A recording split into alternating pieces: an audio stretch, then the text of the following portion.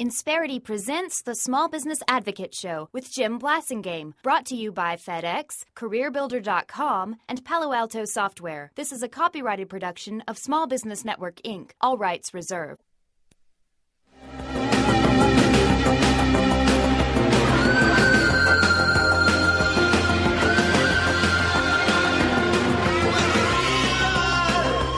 Welcome back to the Hill. I'm Jim Blaisngame. Thank you very much for staying with me.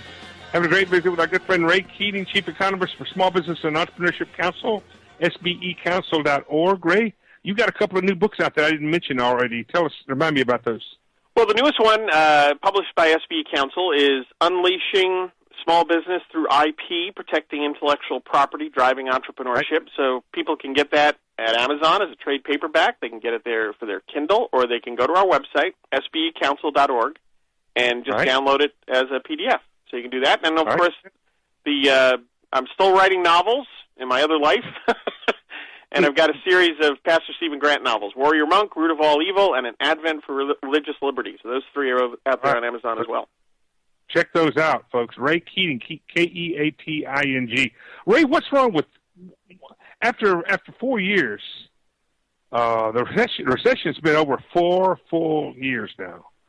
We're still at 7.6%. And for some reason, the administration is taking a victory lap because the unemployment went down a notch, but it was mostly because people dropped out of the workforce. Yeah, the jobs picture has been, the last month was mixed. You know, you had the establishment survey, which payrolls were up by 162,000. That's far below where, you know, you should be at 250 or so during a strong recovery. It takes 150 just to cover the new people coming into the marketplace. Right, exactly. And then on the flip side, the household survey, which I think that better captures startup business activity. That was kind of a mixed story. You saw an increase in employment, but you saw a decline in the labor force again. And the bottom line is the labor force participation rate, the employment population ratio, all these things are still lingering at 30, 35-year lows. And that's stunning. Say that again. That the labor force participation rate and the employment population ratio have been lingering around 30 to 35-year lows. And that's Think about that, folks. Think about that. Now, why is that? What there are the main reason, Ray. There are several reasons. One is technology is contributing to a jobless, to whatever the recovery is. It's going to be more jobless technology. We have other choices now. Business owners do. Yeah, but another reason. What? You don't like that idea? I don't like that idea. No, I don't. I'm not in that. Ray, it's the reason. It's the reason why when minimum wage goes up, it's not as inflationary because people make other choices. Yeah, people make other choices. But my point is that technology is not a bad thing for jobs. As long as you get the policy climate right and all. I didn't say technology was a bad thing for jobs. I know, but the implication of somebody listening to that statement could be that it's a technology. I identified it as one of the things. One of the other thing is the policy. That's where I was going. I agree with you because people are not hiring because they don't want to add more payroll and more eyeballs, or more backsides to have to be regulated by the government.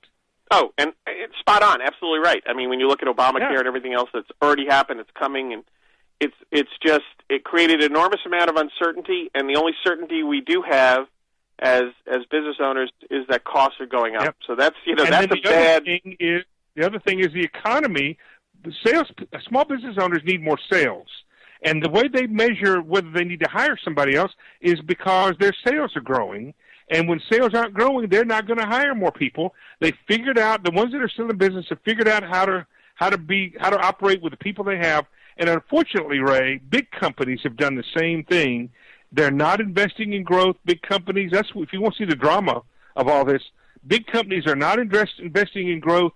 They're not investing in hiring. They're working the people they have into the ground, and they're not going to hire until like small businesses, until they see opportunity. Yeah, and just to put it in perspective, we're down from the high. We're down by 2.3 million jobs. The pre-recession high, we're down by 2.3 million.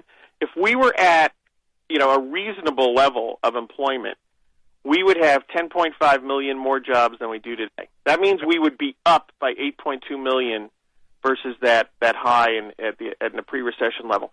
So that's right. You know, there are laws. Essentially, where are those 11 million jobs? That's the bottom line question. Where are those 11 million jobs? The point I want to make about the technology is not that that's a bad thing, but that is one of the things that the marketplace has to deal with, has to overcome, and we don't need government in the way as well as the innovations. Hey, right, Ray, and thank goodness that technology is there to help small businesses stay alive.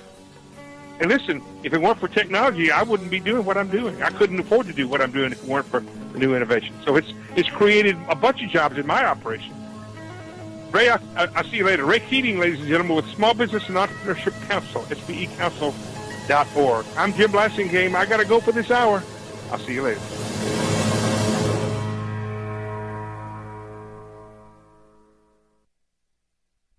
Insperity presents the Small Business Advocate Show with Jim Blaisingame, brought to you by FedEx, CareerBuilder.com, and Palo Alto Software. This is a copyrighted production of Small Business Network, Inc., intended for the private use of our audience. Except as otherwise provided by copyright law, all other copying, redistribution, or publication without prior written consent is prohibited. All rights reserved.